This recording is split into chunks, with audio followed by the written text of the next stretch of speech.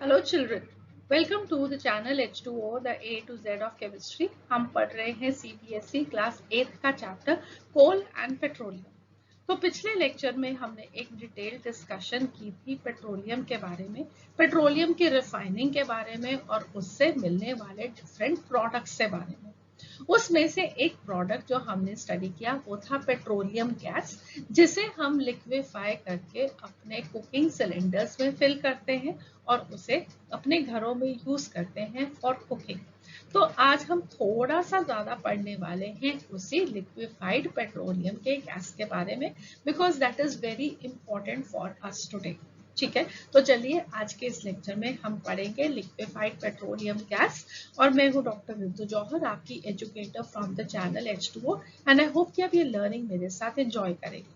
But before you watch this lecture please make sure कि आपने पहले सभी लेक्चर इस लेक्चर को देखने से पहले देखे हुए हो। आप लोगों ने ये सिलेंडर्स अपने घर में हमेशा देखे हैं, राइट? तो ये सिलेंडर्स में क्या भरा हुआ है? इन सिलेंडर्स में भरी हुई है लिक्विफाइड पेट्रोलियम गैस, जिसे हम शॉर्ट में बोलते हैं LPG। लिक्विफाइड पेट्रोलियम गैस और LPG, this is also called as the cooking gas. और इसके अंदर कुकिंग गैस में होता क्या है? Well, this contains mainly propane and butane in the liquefied form. जब मैंने आपको पिछली बारी रिफाइनिंग ऑफ पेट्रोलियम बताया था, उसमें मैंने आपको ये बताया था कि जहां पे भी हम डिफरेंट डिफरेंट टेम्परेचर्स पे लिक्विफाई कर रहे थे, वहां पे मॉलिक्यूल्स के अंदर कितने कार्बन के एटम्स हैं वो भी मैंने आपको बताया था एक मॉलिक्यूल के अंदर। तो जब हमने पेट्रोलियम गैस पढ़ा था तो हमने उसमें ये पढ़ा था कि उनके मॉलिक्यूल्स में जो कार्बन के एटम्स का नंबर होगा ना, वो होगा 1 से लेके 4 तक। ठीक है, अब ये जो प्रोपेन होता है इसके अंदर एक मॉलिक्यूल में 3 कार्बन के एटम्स होते हैं। इसके बारे में आप डिटेल में अंडरस्टैंड करोगे जब आप क्लास 10th में होगे और आप इन कंपाउंड्स के बारे में पढ़ोगे। तो हाँ भाई, सिर्फ जरा आपको ब्रीफली अंडरस्टैंड करा रही हूँ उसका सिग्निफिकेंस जो कि आपने पिछले लेक्चर में देखा था। ठीक है, तो प्रोपेन है और ब्यूटेन के अंदर कितने कार्बन के एटम होते हैं एक मॉलिक्यूल में? That is 4। Okay, so propane has 3 carbon atoms and butane has 4 carbon atoms, and both of these, they are gases, but we liquefy them and store them in these cylinders, and this is called as the cooking gas. ठीक है, अब अगर आप ये याद नहीं भी करेंगे कि उसमें कितने कार्बन के एटम होते हैं तो अभी के लिए चलेगा, कोई प्रॉब्लम नहीं। It is just for your higher understanding. Okay, So ये जो liquefied petroleum gas है, this is a clean fuel. It does not leave any residue or cause any pollution. तो आप लोगों ने देखा होगा कि जब आपके घर में खाना बनता है तो गैस बर्न होती है तो पीछे से कुछ रह तो नहीं जाता। जैसे कि फॉर एग्जाम्पल अगर आप लकड़ी को बर्न करते हैं तो बाद में पीछे राख रह जाती है ना। तो जब हम लिक्विफाइड पेट्रोलियम गैस को बर्न करते हैं तो पीछे से कोई रेजिड्यू तो नहीं रहता। आपको कुकिंग गैस के ऊपर से जब सफाई करते हो तो ऐसा तो नहीं होता कि आपको वहां से राख को साफ करना होता है। राख क्या होती है? ऐश। ठीक है, तो हमें उसको कुछ भी रेजिड्यू नहीं बचता। So it is a clean fuel and it does not leave any residue or cause any pollution. Since the hydrocarbons present in it have no smell, a compound called as ethyl mercaptan is added to it to detect the leakage of the gas. ठीक है, ये बहुत important चीज है जो कि सबको मालूम होनी चाहिए।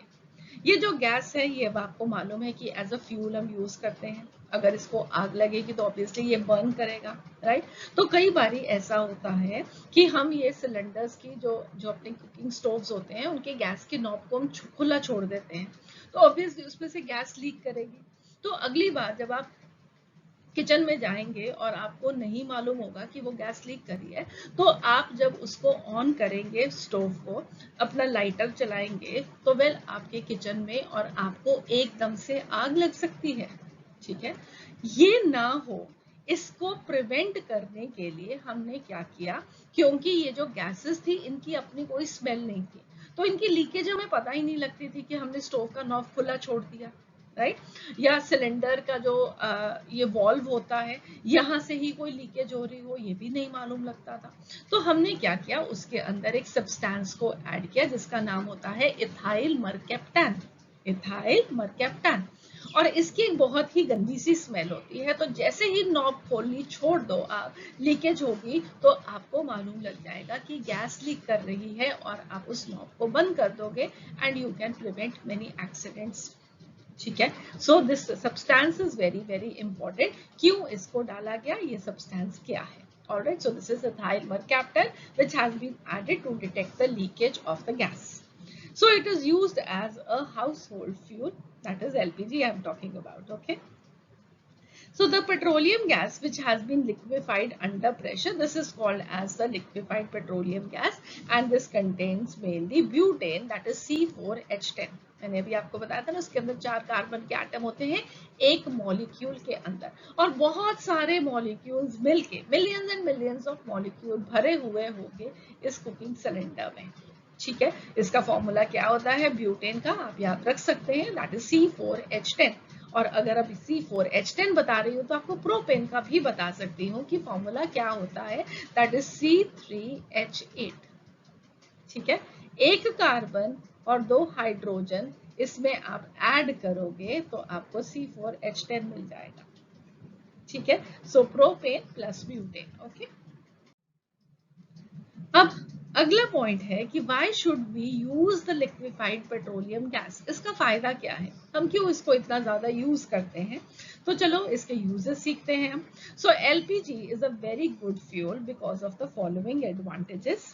First of all it Burns very easily, बहुत आसान होता है बर्न करना। आप हल्का सा इवन अपने लाइटर के हल्के से स्पार्क के साथ इसको बर्न कर सकते हो। ठीक है, तो इसका जो इग्निशन टेम्परेचर है वो बहुत ज्यादा नहीं है।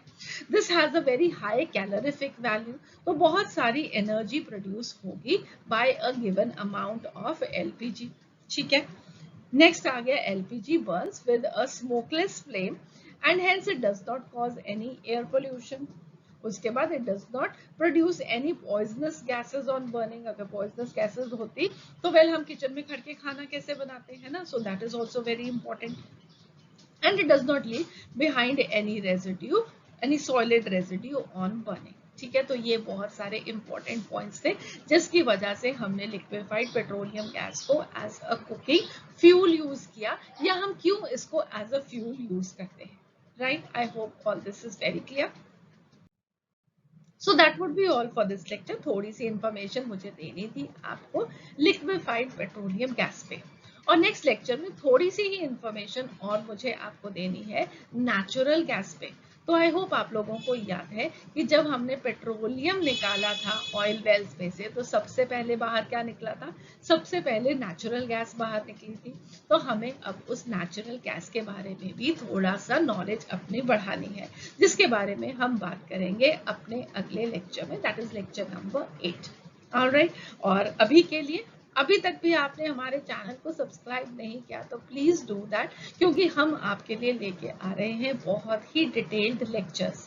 तो अभी तक हमने फाइबर के बारे में एक डिटेल डिस्कशन की, प्लास्टिक्स के बारे में एक डिटेल डिस्कशन ऑलरेडी कर चुके हैं at the time of uploading of these lectures. अब तो हमारा जो सिंथेटिक फाइबर्स एंड प्लास्टिक्स का चैप्टर था वो कंप्लीट हो चुका है।